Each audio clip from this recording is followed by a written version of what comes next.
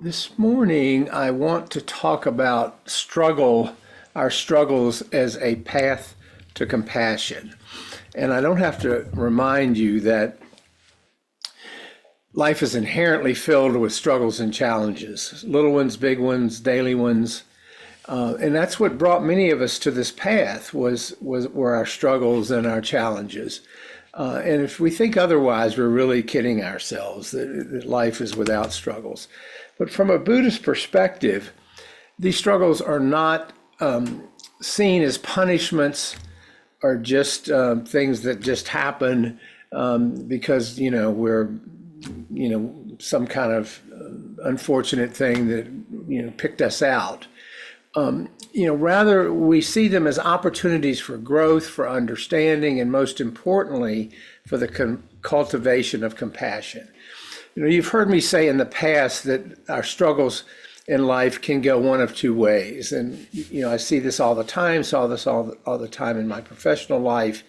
Think of a fork in the road, and one fork in the face of struggles is toward bitterness, toward victimhood, as though the universe picked us out to suffer.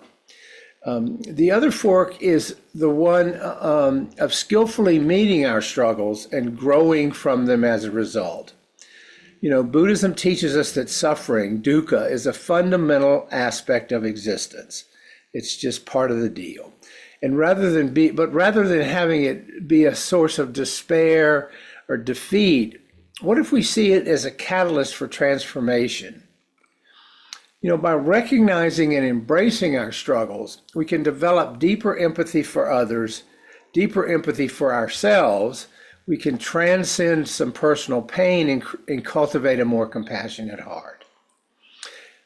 This takes us away from this sort of single-minded, ego-driven focus on ourselves and our own struggles, the sort of poor me, why me, I don't deserve this, and so forth. You'll recall that the first of the Four Noble Truths, which is the cornerstone of the Buddhist teachings, tells us that life is marked by suffering.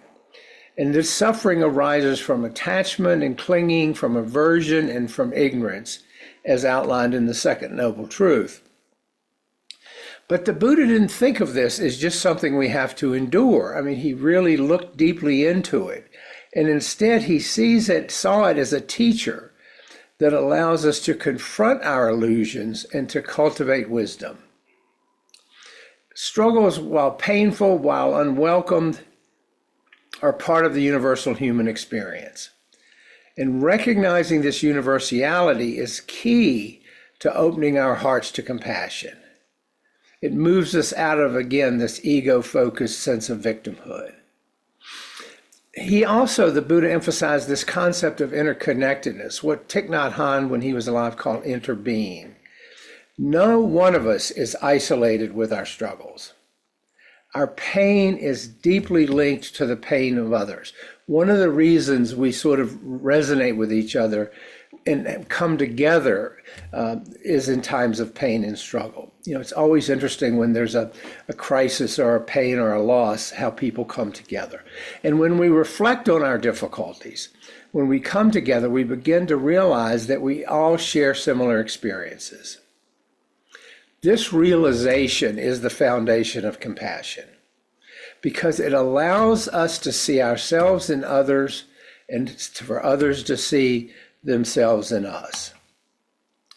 Struggles deepen our understanding of the human condition. They help us cultivate wisdom. For instance, when we endure the loss of a loved one, we become more attuned to the pain of others experiencing grief. We have a up-close experience with grief. We can imagine what someone else is going through. This shared understanding fosters empathy.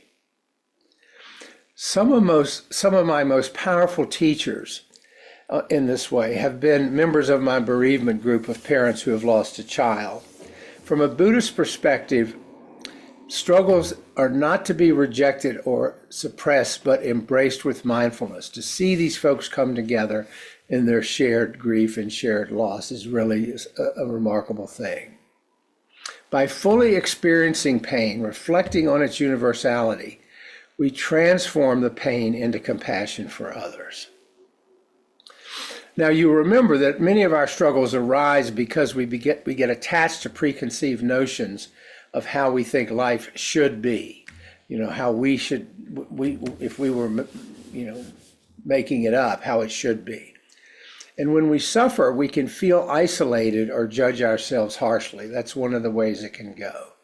But the Buddhist path encourages self-compassion as the first step toward extending compassion to others. So we practice metta, loving kindness meditation.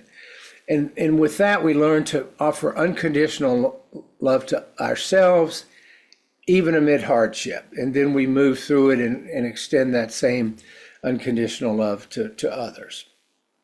And over time, this practice erodes judgment and creates space for understanding the experience of others without criticism, without judgment.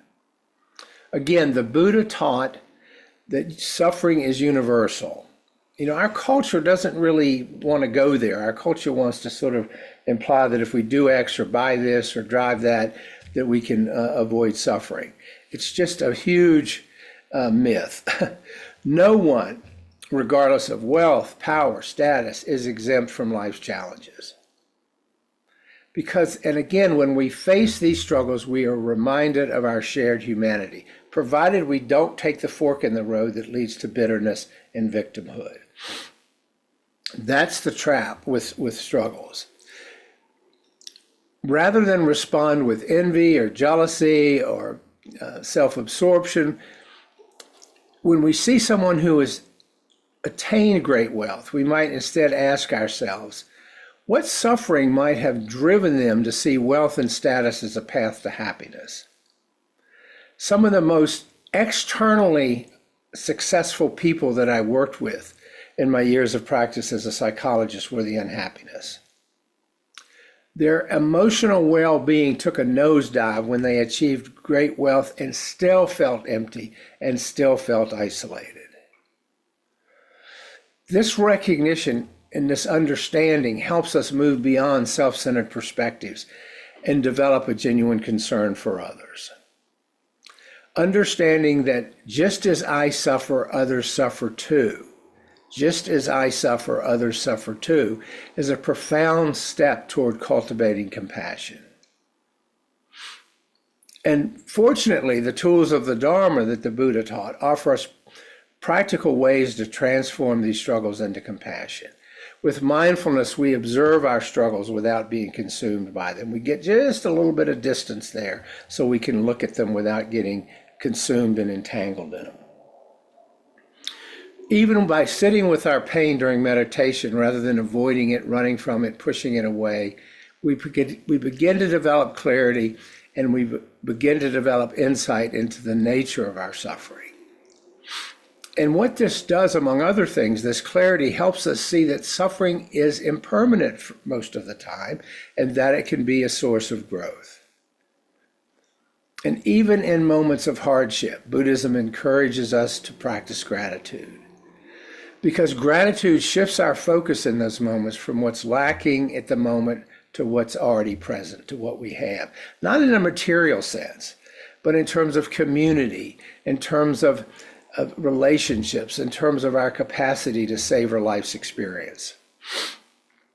And this fosters a sense of abundance. And when we experience that abundance, it makes it easier to extend compassion to others. One of the most powerful ways to transform personal struggles into compassion is to serve others. It gets us out of ourselves. Volunteering, listening to someone in need, offering help to those who are suffering, not only helps alleviate their pain, but it reminds us of our shared humanity. When we use our own struggles to cultivate compassion, we contribute to a greater sense of peace and well-being in the world, even in a small way. So compassion is seen through the Buddhist lens. It's not just an individual practice, it's a collective community force. The more people transform their suffering into compassion, the more harmony and understanding there will be in our culture. And this ripple effect aligns with the Buddhist ideal of the bodhisattva, the one who dedicates their life to alleviating the suffering of others. So again, from a Buddhist perspective, struggles are not obstacles to be avoided, but opportunities to grow in wisdom and compassion. By facing our pain with mindfulness, recognizing its universality, and transforming it into empathy, we can deepen our connection to others and contribute to a more compassionate world. In the words of the Buddha, quote, he said, "Our sorrows and wounds are healed only when we touch them with compassion. Our sorrows and wounds are healed only when we touch them with compassion. Struggles, though painful and not welcomed, are the very soil in which the seeds of compassion can grow." This offers us a path not to escape suffering, not to avoid suffering, not to run from it, but to transcend it through love and understanding. So that's some thoughts on how we transform our struggles into compassion.